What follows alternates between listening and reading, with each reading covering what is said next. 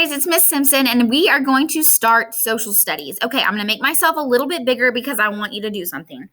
Here in just a second, you're going to have to do an assignment, and I really want you to be able to be finished with it when the video is over. So I want you to take a piece of paper. It can be blank or it can be lined paper, and I want you to divide it into, let me see, 5 sections. So I'm just going to take mine. I am going to just divide it into 5 sections. So you can just do it like this if you want to. 1, 2, 3, 4, 5. And at the top, I want you to write who, what, when, where, and why.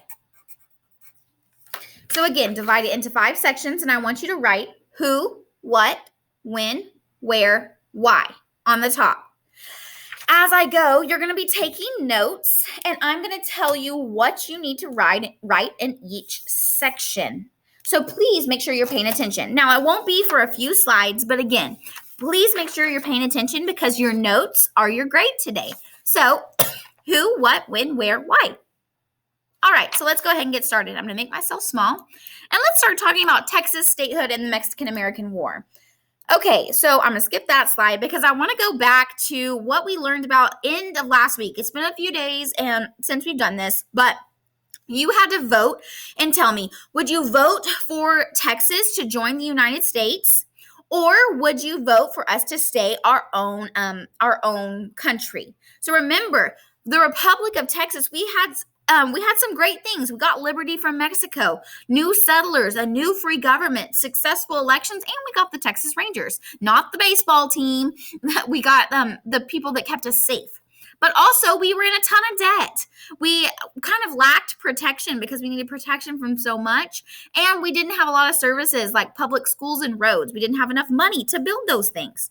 So I let you choose. What do you think? Well, you can think of now, we are a part of the United States. So obviously we did join the United States, but I wanted you to, if you had a say, what would you do?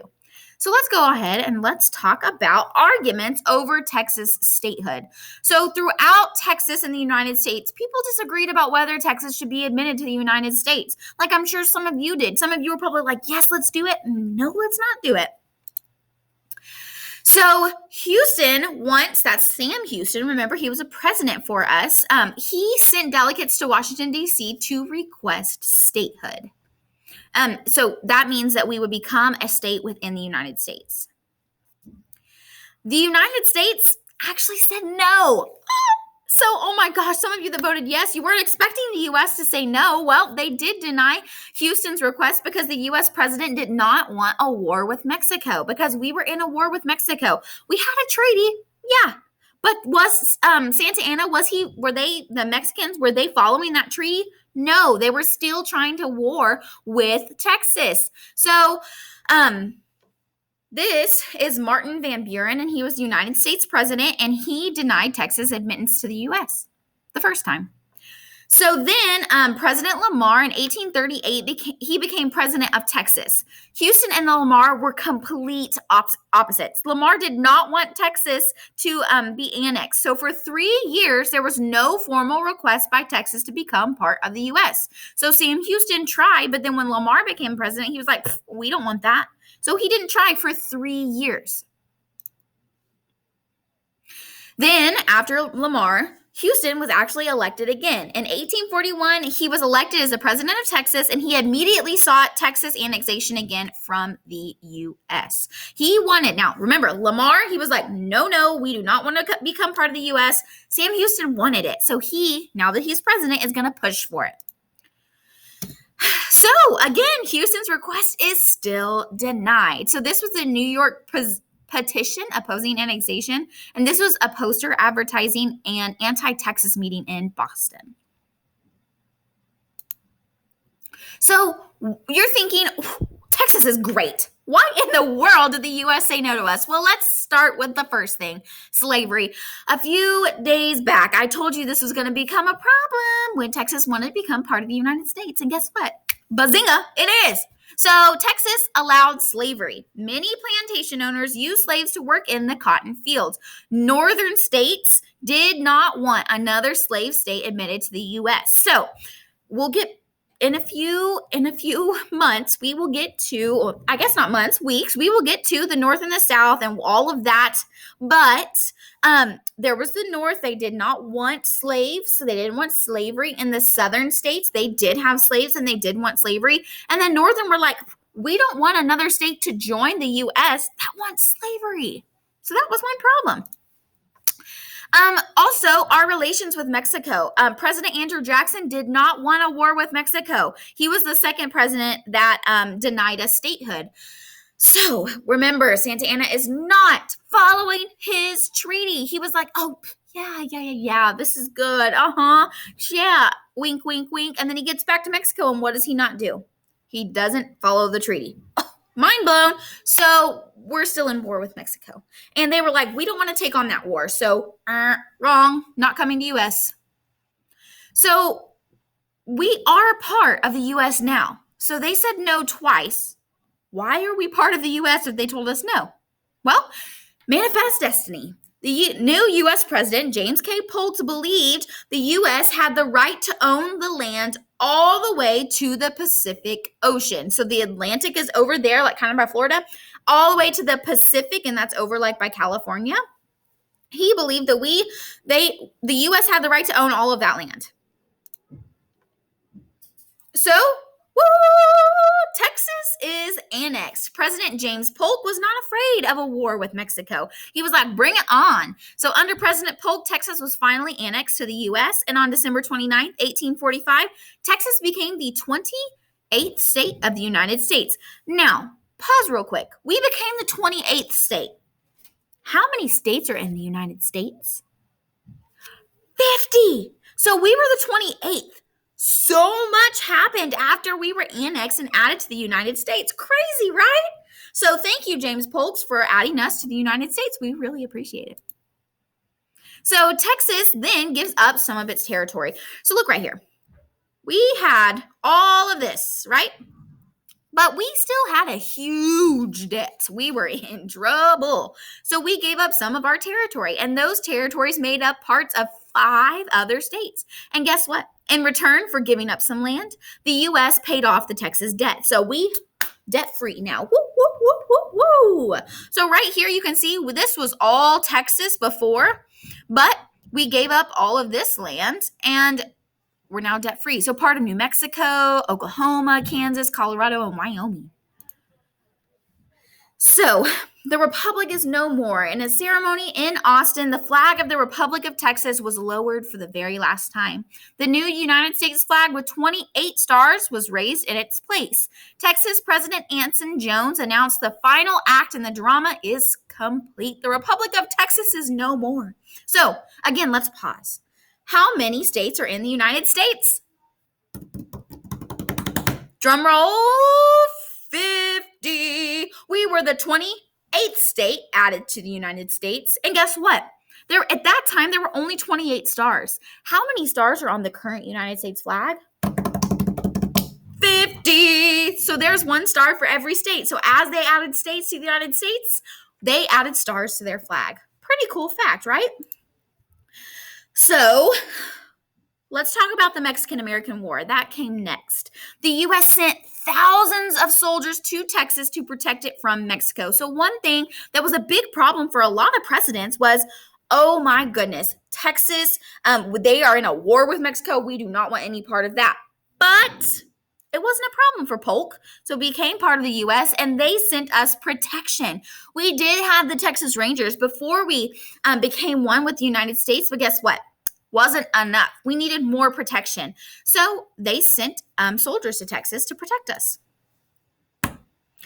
So then the U.S. troops invaded Mexico. They attacked Mexico by land and by sea. And this painting shows the attack of Veracruz, Mexico. So we were done with the war. U.S. We're part of Texas. Texas is part of the U.S. now. So they are protecting our land.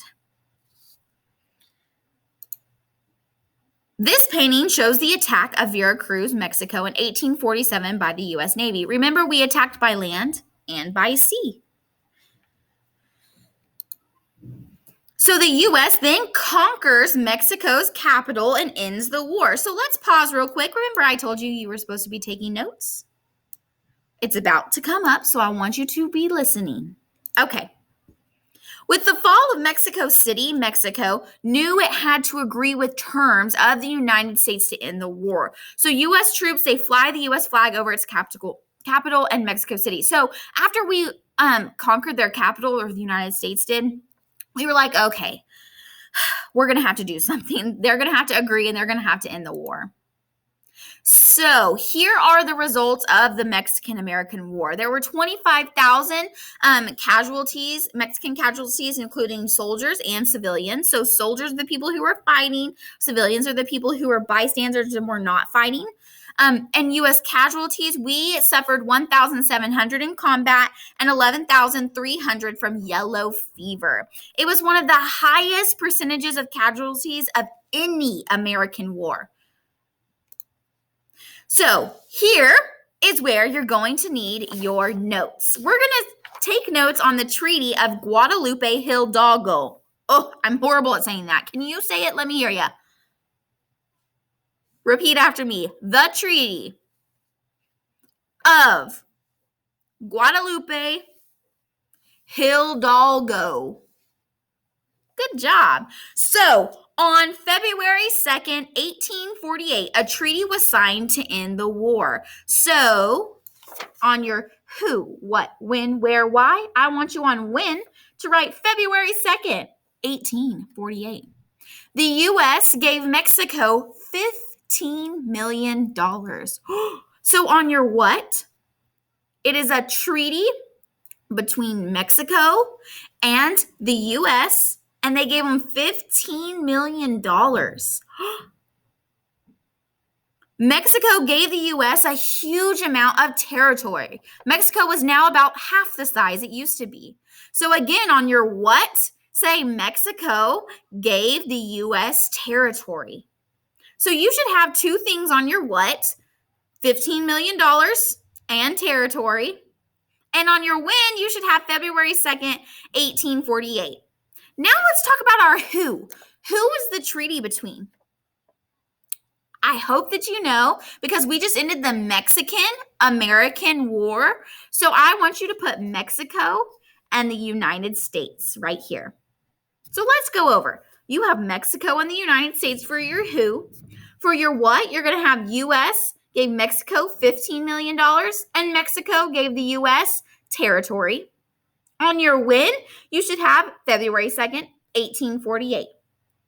Let's keep going and fill out the rest of your chart. Now, if I'm talking too fast or you didn't get everything written down, you can pause, rewind, whatever you need to do. So this is the Mexican cession. So we had all of this now part of the U.S. Okay, so let's go back and let's go ahead and fill in our where and our why. So our where, I want you to put Mexico, United States. And for our why, I'm going to let you decide what to put there. Why did we sign a treaty? Why do you think Mexico decided to sign a treaty? So I'm going to show you right here. It says a treaty was signed to end the war. So why was the treaty signed? It was signed to end the war. Okay, so we're going to stop there for today. You should have all of this filled out, your who, what, when, where, why, and that is about the Treaty of Guadalupe Hidalgo. So tomorrow we are going to talk about why come to Texas and the free enterprise system. All right, guys. Love y'all so much. Have a great day.